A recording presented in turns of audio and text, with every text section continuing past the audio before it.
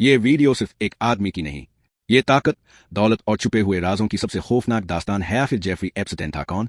1953 में जेफरी एक मुतवस्सित यहूदी खानदान में न्यूयॉर्क के इलाके ब्रुकलिन के एक जियूश मोहल्ले में पैदा हुआ। इसकी स्कूल की तालीम मुकम्मल हुई तो इसने यूनिवर्सिटी में दाखिला लिया, लेकिन अपनी तालीम मुकम्मल ना कर सका। वो रियाजी में माहिर था, चुनांचे इसको स्कूल में ही रियाजी के टीचर की जॉब मिल गई। इसने सिर्फ 2 साल तदरीस की, जिसके बाद टीचर की जिम्मेदारियां पूरी ना करने पर इसे मुलाजमत से निकाल दिया गया। जेफरी एक करिश्मा साज पर्सनैलिटी रखता था और ताल्लुकात बनाने में बहुत माहिर था। स्कूल में टीचिंग के दौरान इसकी मुलाकात अपने एक तालिब इल्म के वालिद से हुई, जो एक बैंक का मैनेजर था। स्कूल से निकाले जाने के बाद इसी ताल्लुक की बदौलत इसे बैंक में नौकरी मिल गई। वो 1981 तक तकरीबन 5 साल बैंक में काम करता रहा।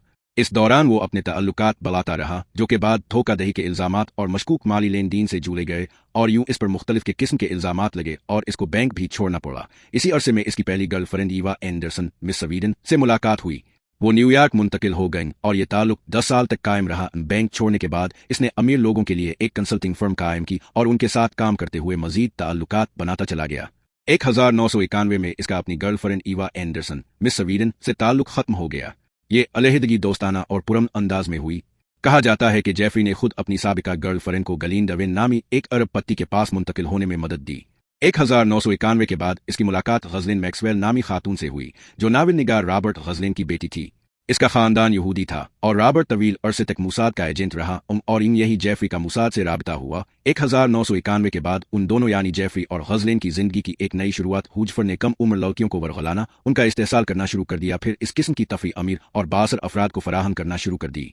कहा जाता है और इस काम में बाकायदा मुआवनत में मूसाद शामिल थी। मुआमलात बज़ाहिर खामोशी से चलते रहे।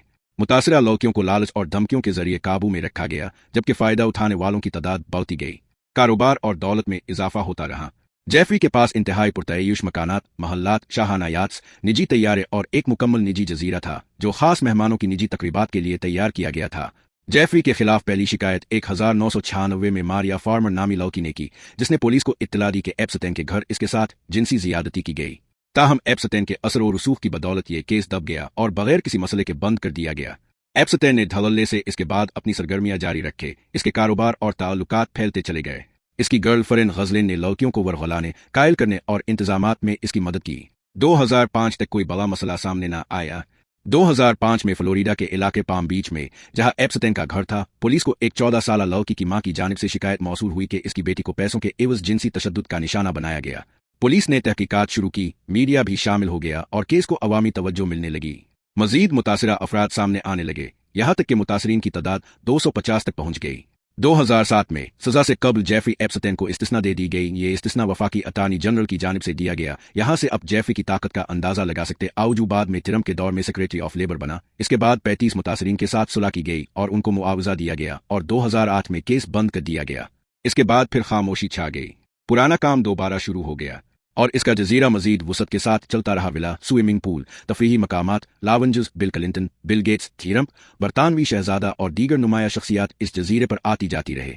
इसका ताल्लुकात का दायरा वसी होता गया। इसकी खिदमात लेने वालों की तादाद बढ़ती गई और ये सब कुछ इस दौरान हो रहा था जबकि वो मूसाद के लिए काम कर रहा था और उन्हीं खिदमात के एवज दुनिया के मुख्तलिफ बासर शख्सियात के दरमियान कारोबार, अंदरूनी और खारजी पॉलिसी के मामलात में एक अहम कड़ी बन गया। जैसे 2009 में जरदारी गवर्नमेंट ने शाह महमूद का नाम भी क्लियरेंस के लिए जेफरी के पास भेजा। खलीजी ममालिक के सियासतदान इसे जानते थे और वो उन्हें जानता था। इसके एजेंट्स कई ममालिक में मौजूद थे। 2018 में मियामी हेराल्ड ने इस केस पर तफसीली तहकीकात शाया की और एक मजमून शाया किया जिसका उन्मान था इंसाफ की बिगड़ी हुई शक्लन। तहकीकात में 80 से जायद मुतासरीन के इंटरव्यूज शामिल थे।